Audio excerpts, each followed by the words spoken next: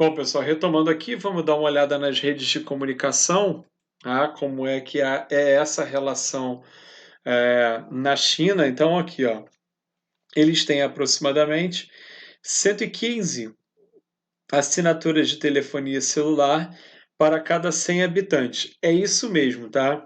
O dado não está errado, não. Parece um pouco esdrúxulo, né? Quando a gente mostra aqui. Ou seja, tem mais linhas, mais assinaturas de telefonia celular do que habitantes. É verdade.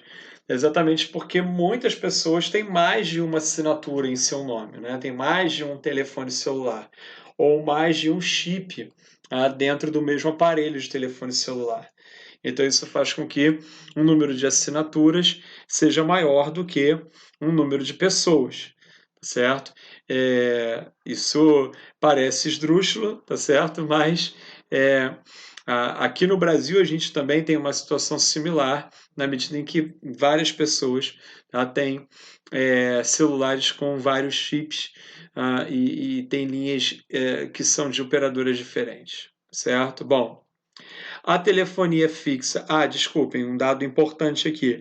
O número de assinaturas vem aumentando, a telefonia celular, enquanto que, acompanhando uma tendência mundial, o número de assinaturas de telefonia fixa está diminuindo. Está indo aí para 12 assinaturas para cada 100 habitantes e caindo. De fato, o telefone fixo caindo em desuso aí, não só na China, mas no resto do mundo. E os indivíduos com acesso à internet, eles têm aí 54 pessoas para cada 100 habitantes com acesso à internet e, assim como o número de assinaturas de telefones celulares está aumentando, o número de pessoas com acesso à internet também está aumentando, ok? Agora, a gente precisa lembrar que na China existe uma censura muito grande com relação ao acesso à informação.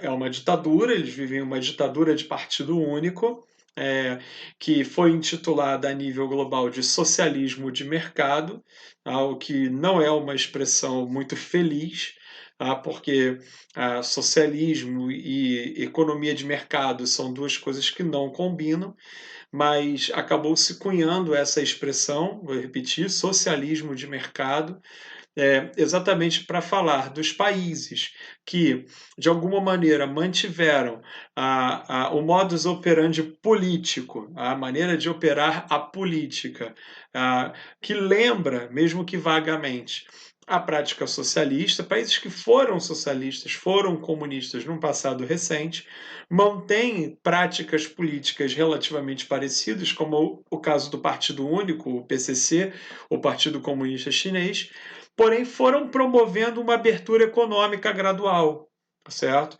Então, para solucionar e colocar um rótulo, colocar uma etiqueta em países que procederam dessa maneira, principalmente nas últimas 3 décadas, de 1990 para cá, cunhou-se essa expressão socialismo de mercado, tá certo?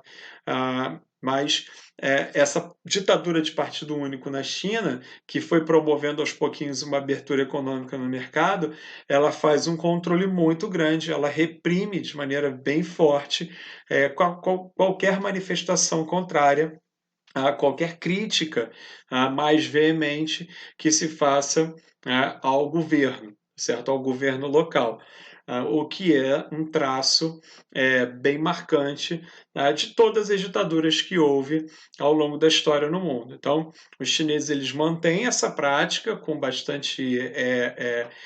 com muita força e existe um mecanismo de censura para a internet, se você inclusive digita lá nos buscadores determinadas palavras e determinadas expressões, os resultados que você vai ter num buscador acessado da China não vão ser os mesmos resultados que você vai encontrar num buscador na Europa, aqui no Brasil ou nos Estados Unidos, exatamente por conta desse controle que se faz, tudo bem?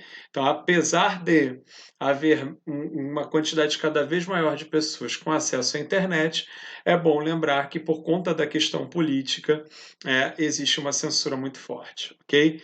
Vamos voltar lá para os slides para a gente poder falar sobre o meio ambiente. Ok? Eles têm uma produção de petróleo muito significativa, né, de mais de quase 4 milhões de barris de petróleo sendo produzidos todos os dias. É uma produção muito significativa, maior do que a do Brasil, tá? Por exemplo. Eles têm áreas de pastagens permanentes, que ocupam aí cerca de 40% da área total.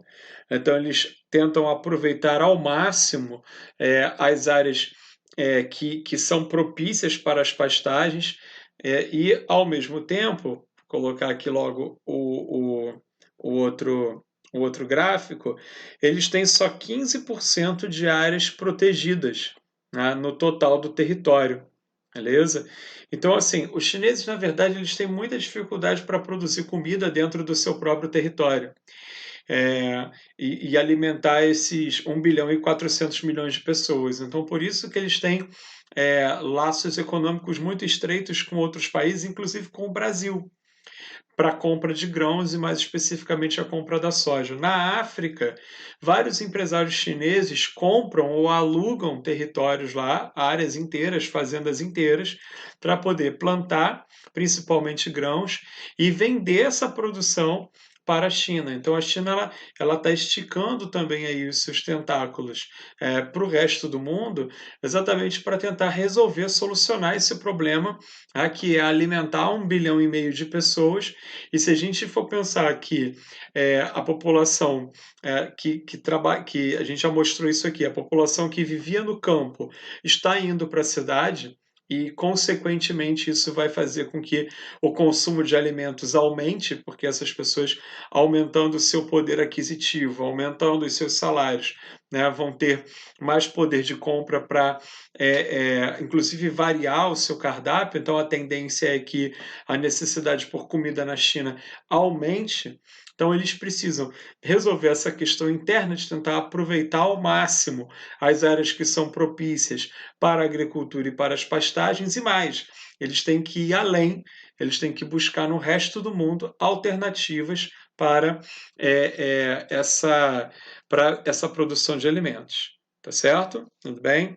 Bom, então continuando aqui, esse gráfico mostra os 8 maiores produtores de carvão do mundo e a China, né, ela é aqui fácil a líder, né, na produção de carvão. A China ela é responsável por quase metade da produção de carvão no mundo, tá certo? E ela ainda usa o carvão como a sua fonte energética mais básica.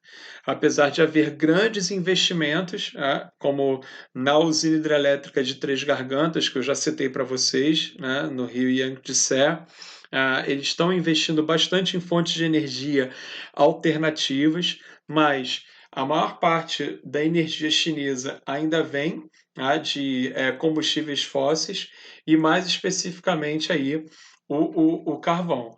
Tá certo? Então, ainda é uma fonte de energia usada em larga escala para poder sustentar a economia chinesa.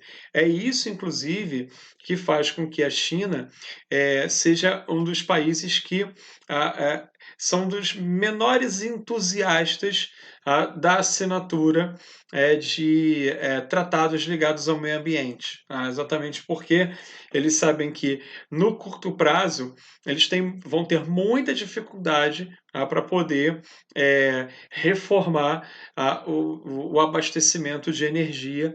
Eles estão investindo nisso, insisto, mas vai demorar um pouquinho ainda para essa dependência em relação ao petróleo, principalmente em relação ao carvão, comece a fazer diferença. Então, a China ela não assina, assim como os Estados Unidos, a grande maioria dos acordos, ela não endossa a grande maioria dos acordos ambientais, certo? E a poluição é um grande problema nas cidades chinesas, tanto que durante as Olimpíadas de 2008, 50% das fábricas que ficavam ao redor de Pequim foram desligadas um mês antes das Olimpíadas, exatamente para poder melhorar a qualidade do ar tá? Para que nos Jogos Olímpicos, para que se pudesse chegar nos Jogos Olímpicos com uma qualidade do ar um pouco melhor e até com a própria aparência da cidade um pouco melhor. São várias cidades chinesas que têm nuvens de poluição que pairam constantemente sobre as cidades, exatamente por conta, né, dessa geração de fumaça vinda dos combustíveis fósseis, que ainda é uma marca da geração energética chinesa. Tudo bem? Vamos dar mais uma paradinha aí antes da gente voltar.